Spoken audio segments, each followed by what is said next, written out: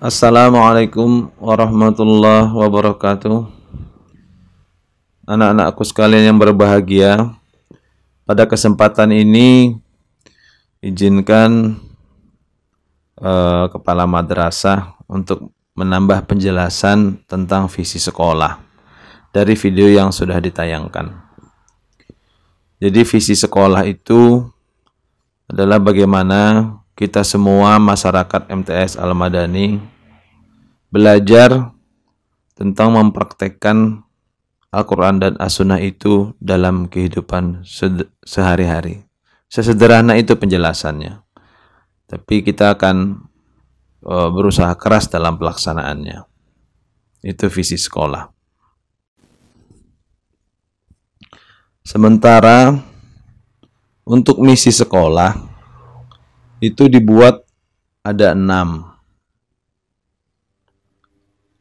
Itu juga adalah pecahan, artinya penjelasan dari satu kalimat yang sederhana bahwa sekolah kita itu ingin membentuk karakter dan integritas daripada manusianya, ingin menempatkan akhlak di atas ilmu. Itu penjelasan tentang misi. Jadi pintar itu urutan yang ke-100 atau yang keberapa, tapi yang penting bahwa kita semua berpedoman pada kebaikan dan kebenaran. Demikian penjelasan misi sekolah. Baik, selanjutnya adalah mengenai sukses berdasarkan Al-Quran. Di sini Abi mengambil penjelasan sukses itu berdasarkan surah Al-Asr. Yang pertama yang perlu kita bahas adalah mengenai waktu. Karena Allah telah bersumpah demi waktu. Nah, sementara waktu itu terbagi 3.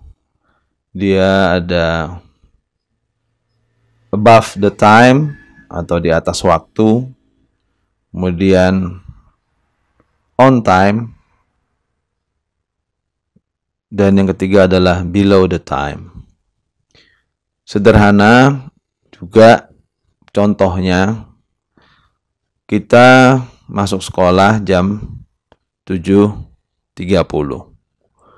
Maka diharapkan hadir atau kita dibiasakan untuk hadir jam 7.20. Itu artinya above the time, di atas waktu. Supaya apa? Supaya kita menjadi pemenang. Kalau kita hadir jam 7.30, ya baik, namanya kita tepat waktu, on time. Sementara kalau di atas jam 7.30, maka kita disebut orang yang terlambat atau di bawah waktu. Kalau terbiasa terlambat, maka kita menjadi loser atau orang-orang yang kalah. Dalam agama, bahwa disebutkan amalan yang paling baik adalah melaksanakan sholat di awal waktu. Artinya kalau subuhnya jam 5, maka kita sebelum jam 5 tentu diharapkan sudah siap. Itulah yang namanya pemenang. Above the time, di atas waktu.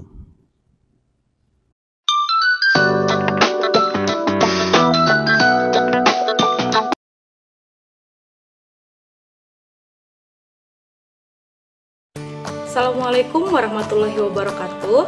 Apa kabar semuanya? Semoga selalu sehat dan selalu dalam lindungan Allah Subhanahu wa Ta'ala.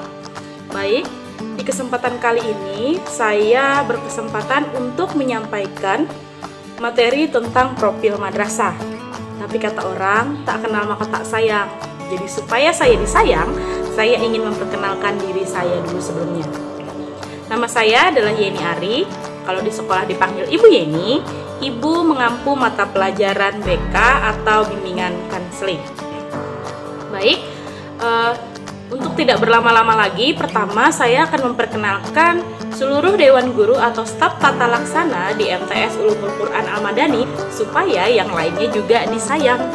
Baik, dari yang pertama. Yang pertama adalah Bapak Haji Satipa Perdana atau lebih akrab disapa dengan panggilan Abi Satipa.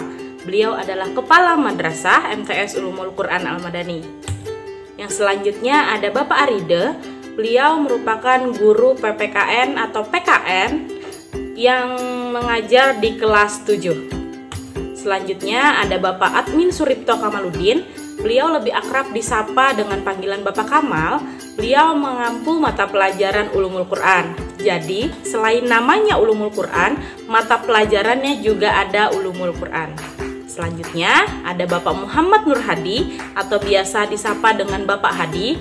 Beliau adalah staf tata usaha atau lebih tepatnya beliau adalah kepala tata usaha dan juga beliau merupakan guru SBK atau seni kebudayaan dan keterampilan. Maaf sedikit lupa. Selanjutnya ada ibu yang paling kece dan paling imut dan paling cantik, yaitu Ibu Syahidah Fauzia. Beliau lebih akrab dipanggil Ibu Syasya. Ibu Syasya mengajar mata pelajaran Akidah Akhlak dan beliau merupakan wali kelas 9B. Next, ada Ibu Vita Antasari. Ibu Vita Antasari adalah guru yang selalu ditunggu-tunggu di kelas karena beliau mengajar mata pelajaran matematika dan beliau merupakan Wakil Kepala Madrasah MTS Ulumul Quran Al-Madani.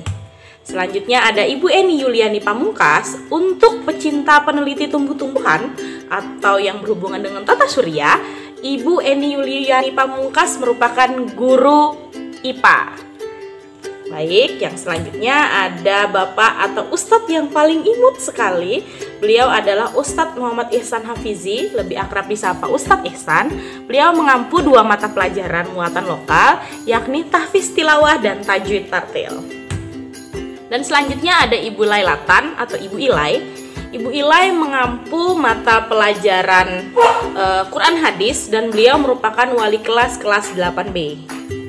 Selanjutnya ada Ibu Ririn Hairunisa. Beliau merupakan guru yang mengampu mata pelajaran sejarah kebudayaan Islam. Untuk kawan-kawan semua yang menyukai pelajaran sejarah tentang keislaman, nanti di kelas akan berjumpa dengan Ibu Ririn. Ibu Ririn ini merupakan wali kelas 8A ya. Dan next, ada muka saya sendiri. Saya sampai kaget. Seperti perkenalan di awal, saya mengampu mata pelajaran bimbingan konseling. Jadi untuk kawan-kawan yang nanti suka huru hara dan ingin curhat, silahkan datang ke saya. Baik, selanjutnya ada Ibu Siti Nurhopipah.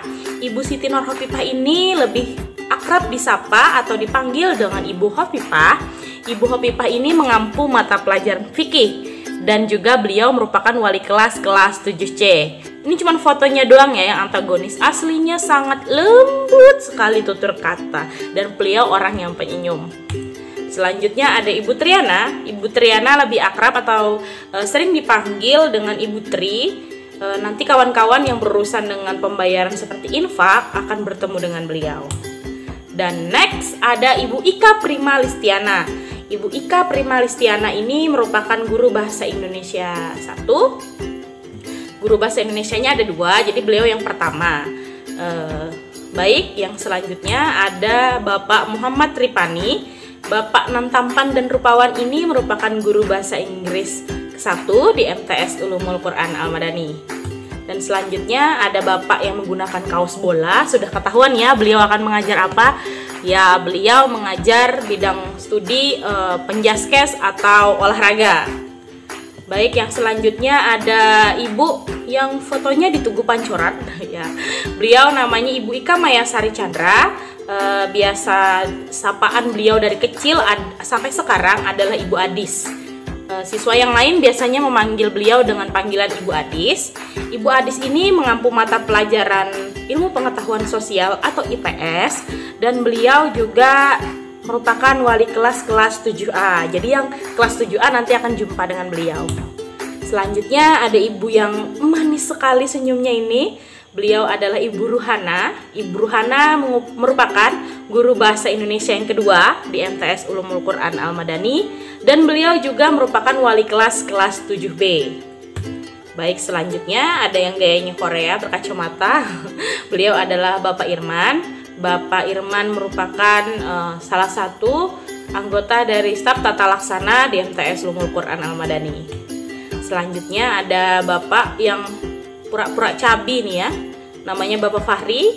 Bapak Fahri merupakan guru bahasa Arab di MTS Ulumul Quran Al-Madani.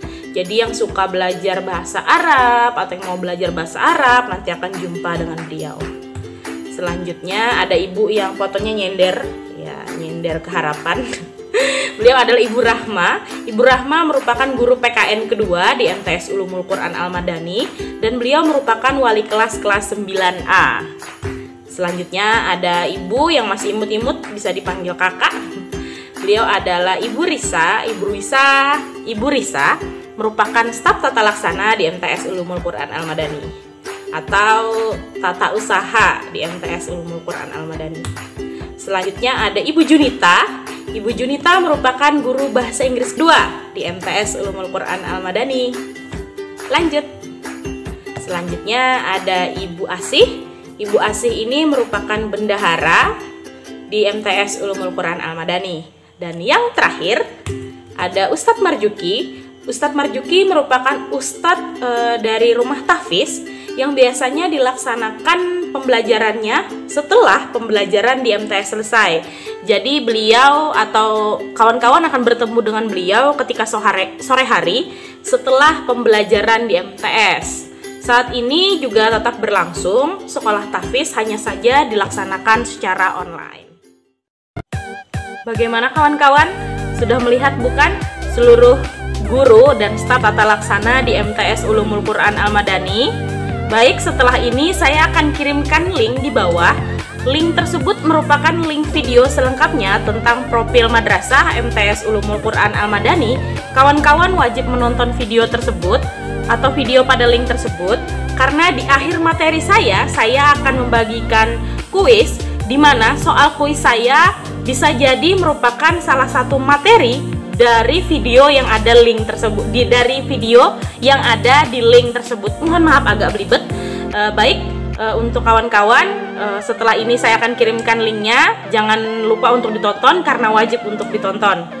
Untuk video kali ini saya akhiri dulu. Terima kasih buat kesempatannya dan mohon maaf kalau ada salah kata dari saya. Wassalamualaikum warahmatullahi wabarakatuh.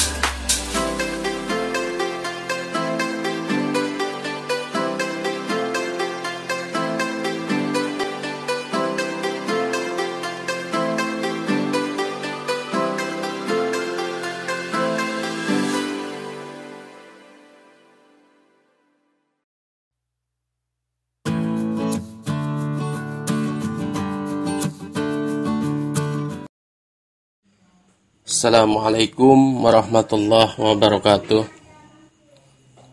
Pada kesempatan ini Bapak ingin menyampaikan satu materi, yaitu tentang mencintai Al-Quran. Kenapa kita harus mencintai Al-Quran?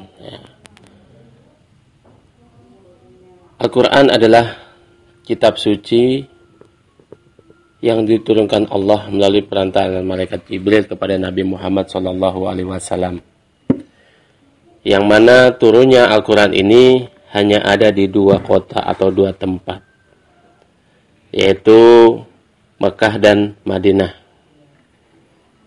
Jadi kalau Quran yang turun di kota Mekah maka namanya Quran Makkiyah, dan yang turun di kota Madinah adalah Quran Madaniyah.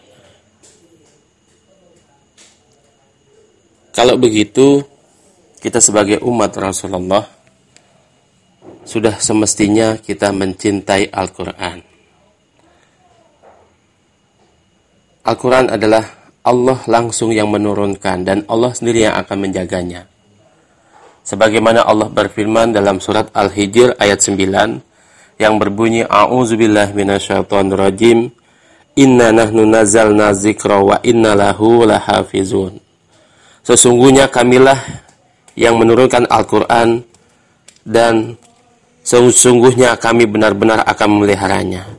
Jadi Al-Quran itu adalah Allah langsung yang menurunkannya, dan Allah sendiri yang akan menjaganya. Kalau begitu, Al-Quran tidak akan pernah berubah sampai hari kiamat, meskipun hanya 1 huruf, karena Allah yang langsung menjaganya. Kalau begitu anak-anakku sekalian, kita harus punya keyakinan bahwa Al-Quran ini Allah langsung menjaganya.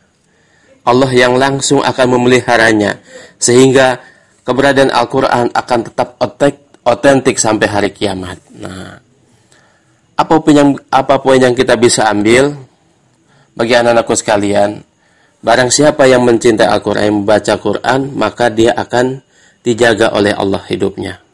Jadi, siapa saja orangnya itu suka membaca Al-Quran, memahami Quran, maka dia dijaga oleh Allah. Nah, kalau kalian mau dijaga oleh Allah, maka harus kalian mencintai Al-Quran, membacanya, ya. Kemudian Al-Quran adalah jaminan Allah, ya. Sudah sepantasnya kita menjadi Al-Quran sebagai pedoman dan tuntunan hidup. Al-Quran ini adalah sebagai pedoman dan tuntunan hidup. Sebagai umat Islam, kita harus meyakini bahwa Al-Quran ini adalah satu-satunya pedoman bagi manusia untuk agar hidupnya selamat di dunia maupun akhirat. Tidak ada kata lain untuk kita selamat dunia dan akhirat, maka kita harus mengikuti Al-Quran. Kalau kita ketahui bahwa Al-Quran adalah salah satu, ya, rukun di dalam rukun iman, yang mana posisinya berada dalam rukun iman yang ketiga, ya. Pertama adalah beriman kepada Allah, kedua kepada malaikat, ketiga kepada kitab, kemudian kepada nabi, qada dan qadar, yang terakhir adalah kepada hari kiamat. Bagaimana kita bisa mengenal Allah kalau kita tidak membaca Al-Quran? Jadi untuk kita bisa mengenal Allah, mengenal malaikat, mengenal para nabi, apa itu qada dan qadar, apa itu hari kiamat, maka hanya ada satu-satunya jawaban, yaitu di dalam Al-Quran. Maka kalau Qurannya lemah, maka iman kepada yang lainnya juga ikut lemah, ya. Paham anakku sekalian, ya? Jadi kalau Qurannya lemah, maka iman kepada Allah akan menjadi lemah, iman kepada malaikat menjadi, dan seterusnya. Maka untuk supaya kuat iman kita kepada rukun iman yang lain, maka harus kita kuatkan di dalam rukun iman yang ketiga, yaitu Al-Quran. Sekarang pertanyaannya, mengapa kita harus mencintai Al-Quran?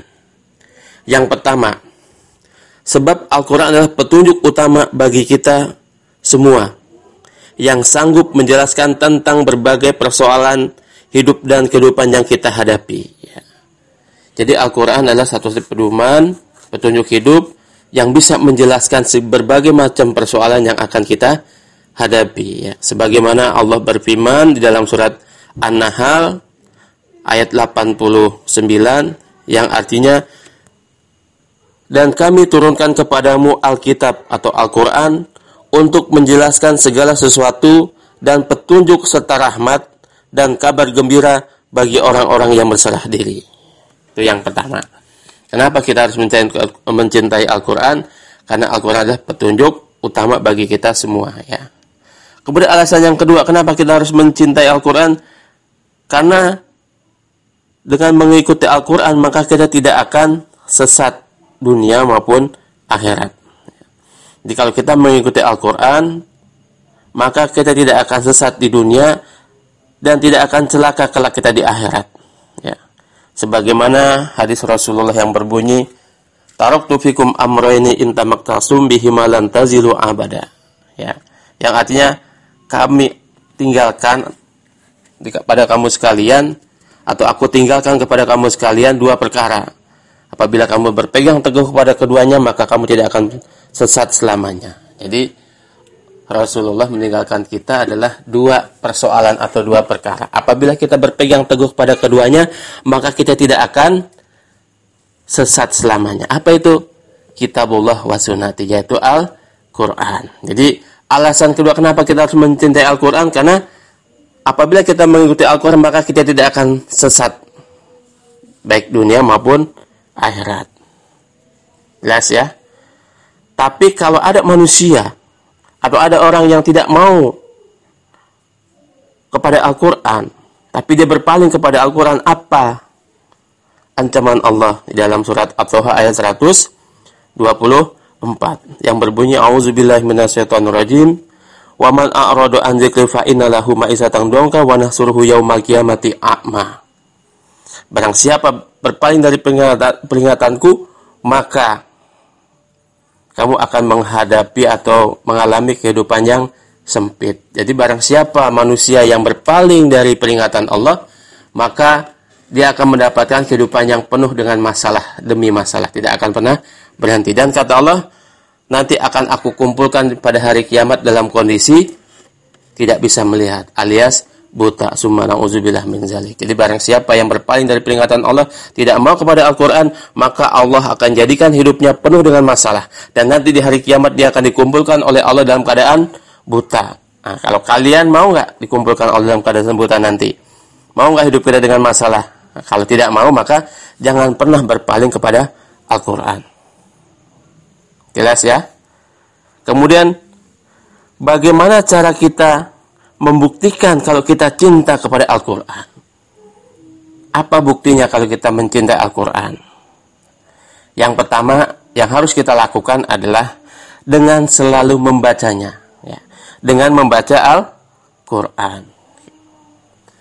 Jadi kalau nanti kita akan belajar ada 7 tingkatan Al-Quran. Jadi kita nanti mendengar Quran, membaca Quran, kemudian mengartikan, memaknai, kemudian setelah memaknai adalah mempraktekkan, setelah mempraktekkan adalah mengajarkan, yang terakhir adalah menjaga atau menghafalnya. Ya. Jadi untuk kita sampai kepada kecintaan kita kepada Al-Quran itu nanti ada 7. Ya. Didengar, dibaca, kemudian diartikan, dimaknai, dipraktekkan, kemudian diajarkan dan dijaga. Kata Allah dalam surat Al-Quran dikatakan, wa idza quri'al Qur'anu fastami'u lahu wa ansitu la'allakum turhamun. Apabila Quran dibacakan, kita mendengarkan dengan seksama, maka kata Allah akan turun rahmat kepada kita. Ya. Jadi cara yang pertama untuk merealisasikan bagaimana kita mencintai Al-Quran, yang pertama selalu membaca Al-Quran. Karena hakikatnya ketika kita membaca Quran, kita sedang mengingat Allah. Ya. Karena dengan membaca Quran kita sedang mengingat Allah. Sebagaimana Allah berfirman di dalam surat Ar-Ra'd ayat 28 yang berbunyi, a'udzubillahi minasyaitonirrajim, allazina amanu wa tatma'innu qulubuhum bi dzikrillah. Ala bi dzikrillah tatma'innul qulub. Yang artinya yaitu orang-orang yang beriman dan hati mereka menjadi tentram dengan mengingat Allah. Ingatlah, hanya dengan mengingat Allah lah hati menjadi tentram. Surat Al-Arud ayat 28. Jadi ketika kita membaca Quran berarti kita sedang mengingat Allah. Selain itu apalagi? Selain mendatangkan ketentraman hati pada kita, Al-Quran juga akan memberi syafaat kelak di hari kiamat. Jadi Al-Quran akan mendatangi kita dengan memberikan syafaatnya. Ya. Kemudian, apa bukti kita mencintai Al-Quran yang kedua? Yaitu untuk merealisasikannya, kecintaan kita kepada Al-Quran, yaitu dengan mentadaburinya. Ya. Jadi tadabbur itu adalah merenung, memahami ayat-ayat Al-Quran. Karena dengan mentadaburi Al-Quran, maka akan membuka hati kita untuk menerima kebenaran. Jadi semakin kita mentadaburi Al-Quran, membaca Quran, kemudian mentadaburinya, mengartikan, memaknai, maka Allah akan bukakan hati kita untuk menerima kebaikan. Sebaliknya, bagi manusia yang tidak mau mentadaburi Al-Quran, maka Allah akan tutup dan kunci hatinya untuk menerima kebenaran. Ya.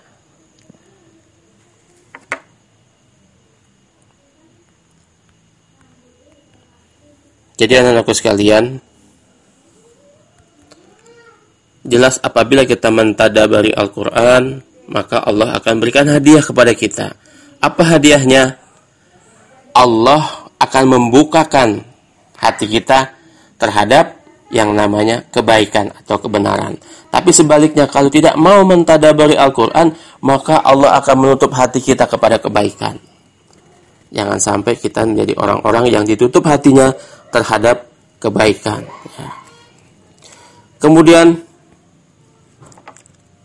Allah menjelaskan tentang ini ya dalam surat Muhammad surat 47 ayat 24 yang berbunyi, afala yatadabbaruna al-Qur'an am ala qulubi aqfaluha, yang artinya maka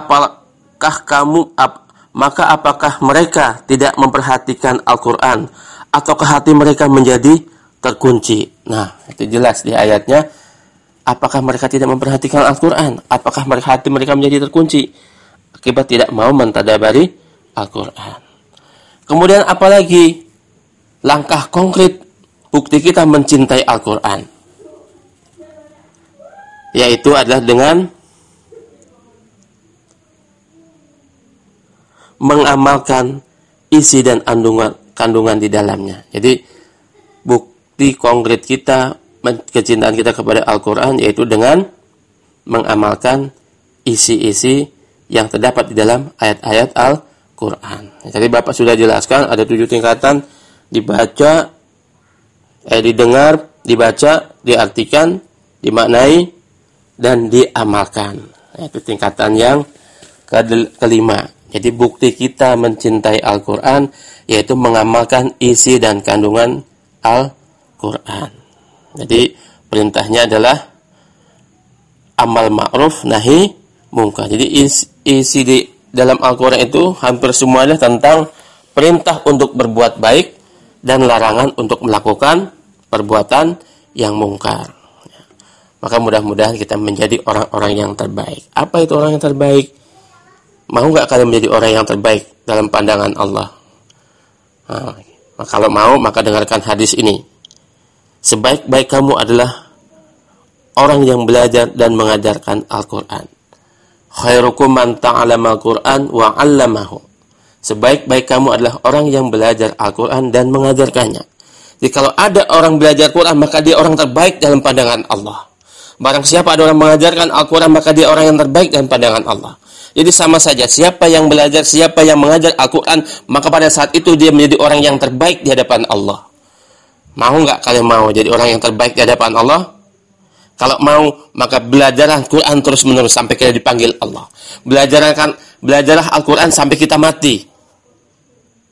Ya, tidak ada kata berhenti kita untuk mempelajari Al-Quran. Jadi ada 3 poin tadi yang sudah Bapak sampaikan. Mudah-mudahan kalian paham. Perhatikan benar bagaimana cara kita mencintai Al-Quran. Kenapa kita harus mencintai Al-Quran? Bagaimana cara kita membuktikan bahwa kita cinta kepada Al-Quran? Ya, 3 poin tadi mudah-mudahan akan memberikan wacana atau menambah wawasan kita supaya kita lebih kuat lagi kecintaan kita kepada Al-Quran, sehingga iman kita menjadi kuat, takwa kita menjadi kuat, jadi kita menjadi orang-orang yang beriman dan bertakwa di hadapan Allah Subhanahu wa Ta'ala. Demikianlah yang Bapak sampaikan, mudah-mudahan bermanfaat buat kita semua ya. Jadi dengarkan, diulang-ulang, kalau belum paham bisa disetel ulang lagi, dan nanti setelah ini Bapak akan kirimkan juga tulisan atau materi yang sebagaimana Bapak sampaikan tadi. Ya, demikian yang Bapak sampaikan, lebih kurangnya mohon maaf. Mudah-mudahan ini menjadikan amal ibadah kita di hadapan Allah Subhanahu wa Ta'ala. Pada saat yang sama ya, Bapak dan kalian sama-sama belajar dan mengajarkan Al-Quran. Mudah-mudahan kita menjadi orang terbaik dalam pandangan Allah. Assalamualaikum warahmatullahi wabarakatuh.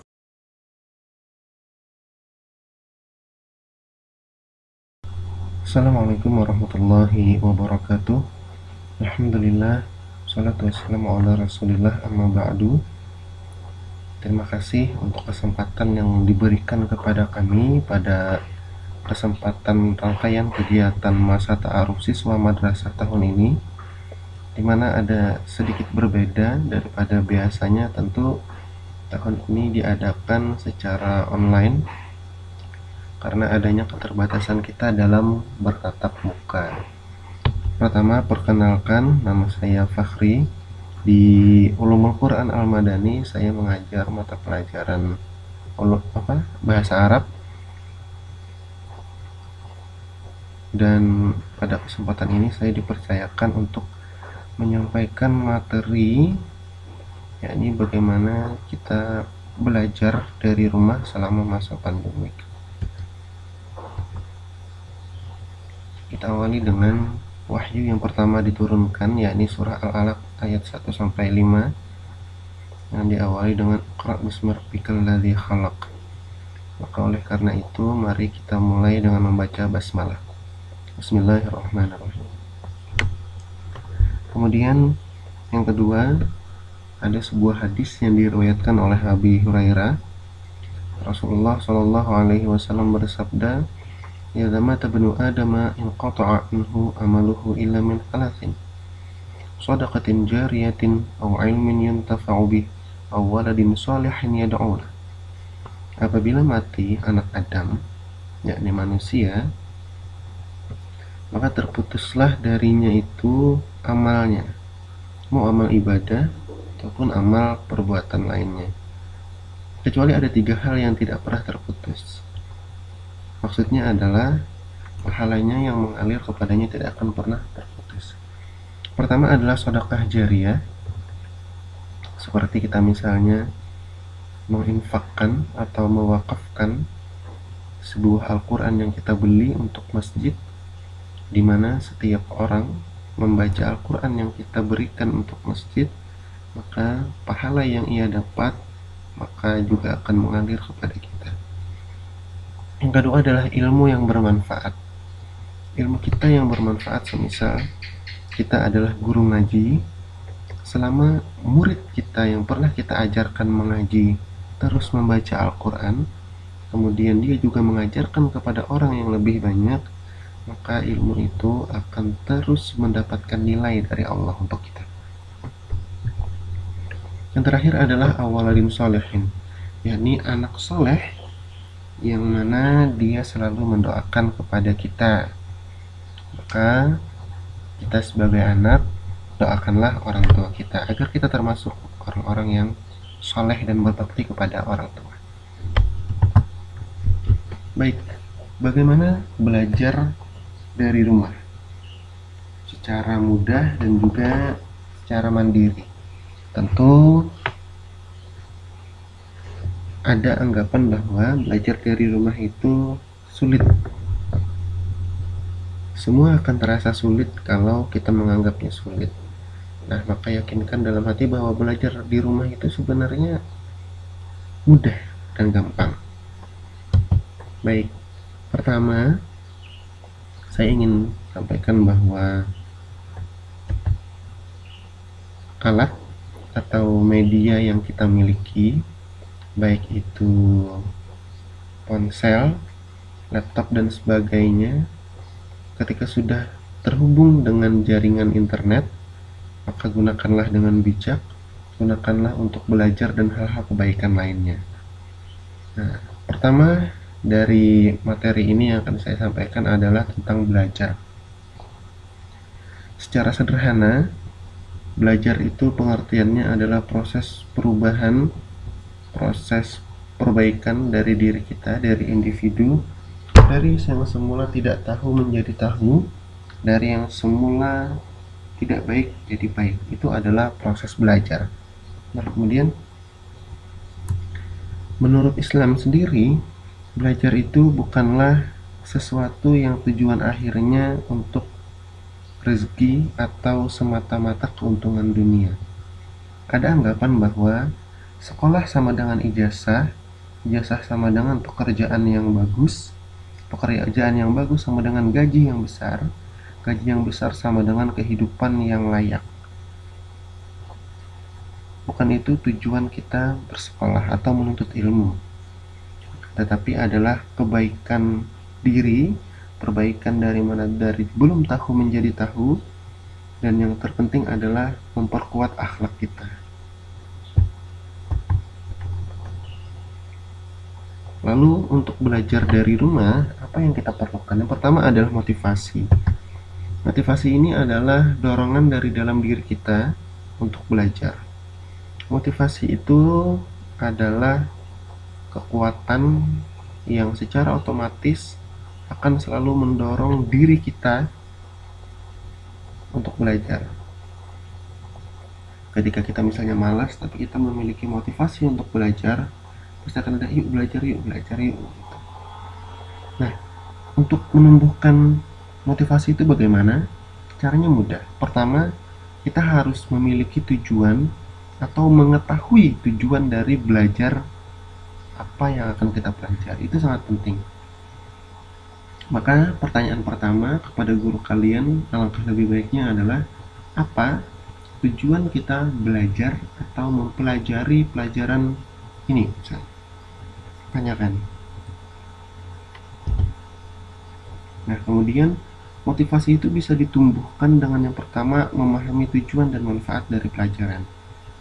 Yang kedua adalah kita seolah-olah memiliki rasa ketakutan apabila kita tidak memahami pelajaran tersebut. Semisal kita tidak mengerti pembelajaran matematika, maka dalam kehidupan kita akan sangat kesulitan. Nah, hadirkanlah ketakutan-ketakutan seperti itu. Akhirnya ketakutan seperti itu akan mendorong kita untuk belajar dan bisa, bukan malah takut dan menghindarinya. Kemudian yang terakhir adalah carilah seseorang untuk dijadikan inspirasi. Misalnya ingin seperti Pak Habibie, ingin menjadi orang pintar seperti misalnya Stephen Hawking, dan lain-lain. Kemudian yang kedua adalah waktu. Waktu ini adalah permasalahan yang sangat penting, di mana setiap orang itu memiliki waktu belajarnya masing-masing. Ada orang yang kalau belajar sesudah bangun tidur, dia akan cepat memahami pelajaran. Ada orang yang sebelum tidur belajar, dan itu adalah waktu pelajaran yang terbaik. Ada pula orang yang belajar di pagi hari, dan setiap orang memiliki waktunya masing-masing. Bagi kalian yang belum menemukan itu, carilah waktunya. Dan pastikan waktu ketika kalian belajar adalah waktu yang benar-benar luang, kosong, bebas dari misalnya keperluan rumah. Ketika pagi misalnya, kita punya kewajiban di rumah untuk membersihkan rumah, mencuci pakaian dan sebagainya, maka carilah waktu yang kita memang benar tidak melakukan hal-hal yang penting, dan itu kita bisa meluangkan waktu dan memfokuskan diri untuk belajar.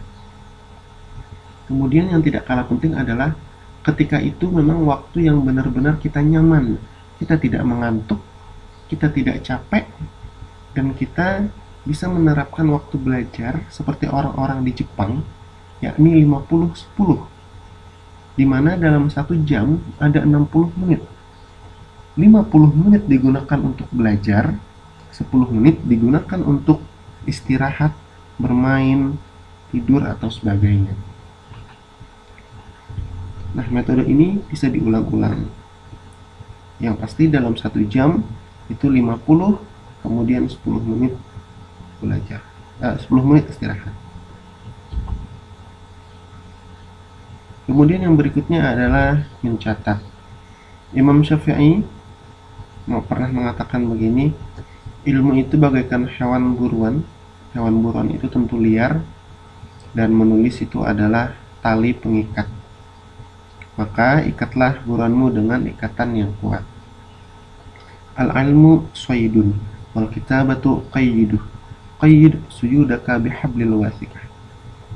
Ya, ilmu itu tidak mudah didapatkan karena prosesnya panjang, waktunya yang lama, dan yang pasti kalau untuk mendapatkan ilmu itu ada 6 syarat yang harus kita miliki.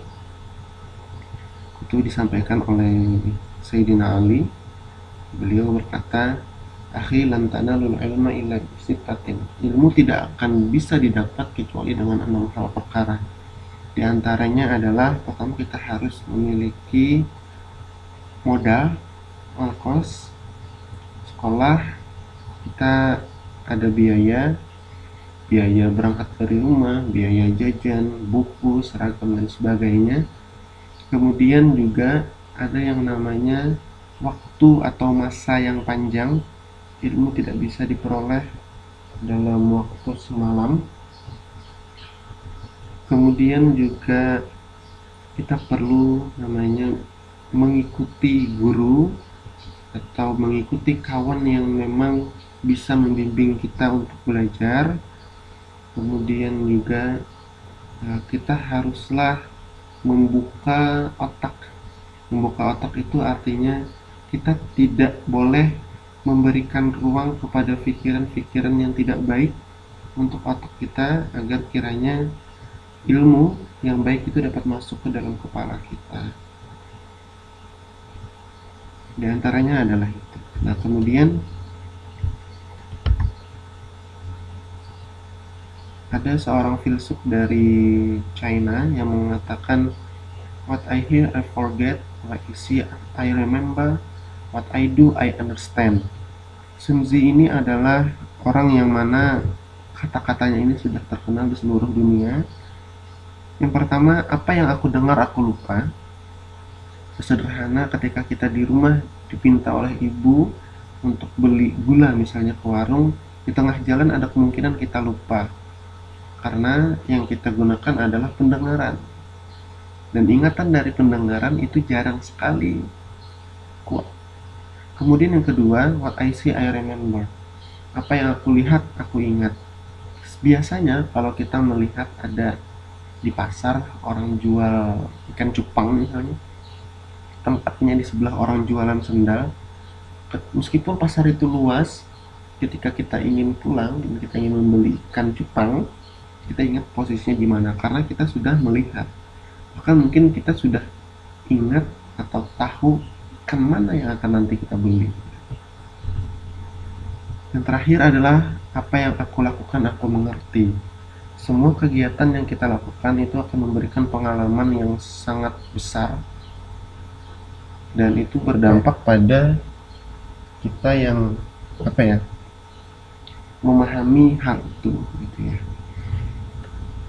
Nah, maka kalau kita belajar, kita mendengar, kita melihat, memperhatikan, kita membaca, kemudian kita melakukan sesuatu yang penting, yaitu mencatat. Nah, setelah itu jangan malu untuk bertanya. Ketika kita belajar dan mencatat, catatlah bagian penting yang mana tidak kita pahami. Kemudian tanyakan kepada guru yang mengajar atau kepada wali kelas, barangkali juga bisa. Ini adalah cara yang mudah. Tidak tahu, tanyakan. Tidak tahu, catat, tanyakan. Kemudian dapat jawaban, catat jawabannya. Jangan pernah malu bertanya. Apalagi sekarang sangat mudah bertanya dari diri kita kepada guru. Mungkin biasanya kalau di ruang kelas kita agak malu-malu bertanya, karena ya itulah, malu ini sulit sekali.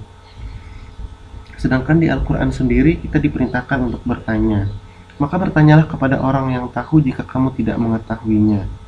Quran Surah Al-Anfal ayat 43, Fas'alu ahla dzikri in kuntum la ta'lamun.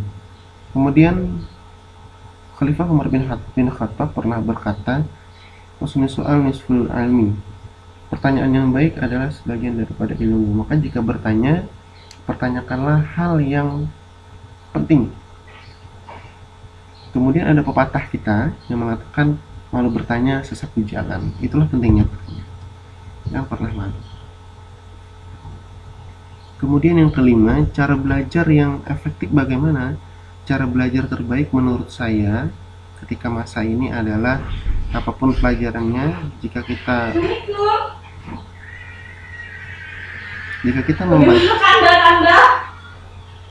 kita membaca dan mempraktekkan apapun, pelajaran itu akan sangat lambat dipahami. Dan belajar yang terbaik maksudnya adalah apa tadi? Waalaikumsalam. Belajar yang terbaik adalah belajar dengan learning by doing, yakni belajar sambil mempraktekkannya. Cara mudah sederhana, kalau kita belajar IPA misalnya, carilah hal terdekat di sekitar rumah kita. Belajar biologi, amatilah pepohonan, tanaman yang ada di sekitar rumah. Kemudian kalau kita belajar matematika misalnya, untuk mengukur suatu benda, misalnya pohon, dan kita mengukurnya melalui bayangan, maka ketika siang hari keluar rumah, cari pohon dan cari pohon yang ada bayangannya. Nah gitu. Kemudian belajar mandiri dari rumah itu bagaimana? Caranya banyak sekali. Sekarang sudah tersedia situs untuk belajar online. Kita juga bisa mengakses buku-buku pelajaran. Kita juga bisa menonton video dari YouTube. Sekarang belajar itu mudah dimanapun, kapanpun, dan dalam kondisi apapun. Belajar sambil rebahan pun sekarang bisa.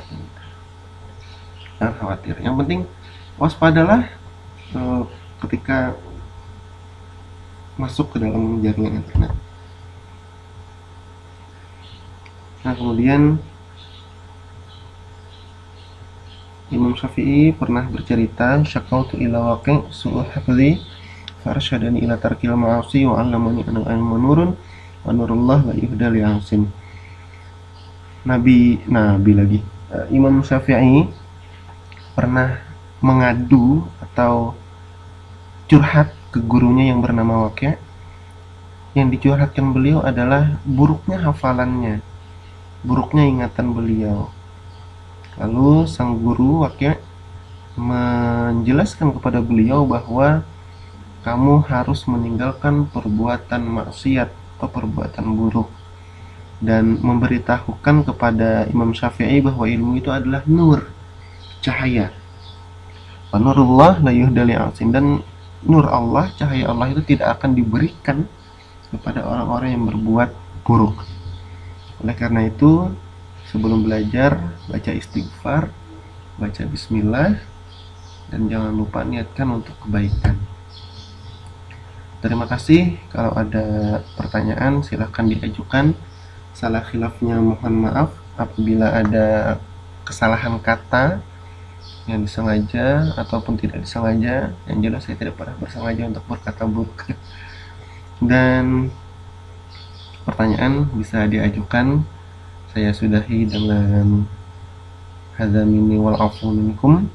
Billahi taufiq wal hidayah. Assalamualaikum warahmatullahi wabarakatuh.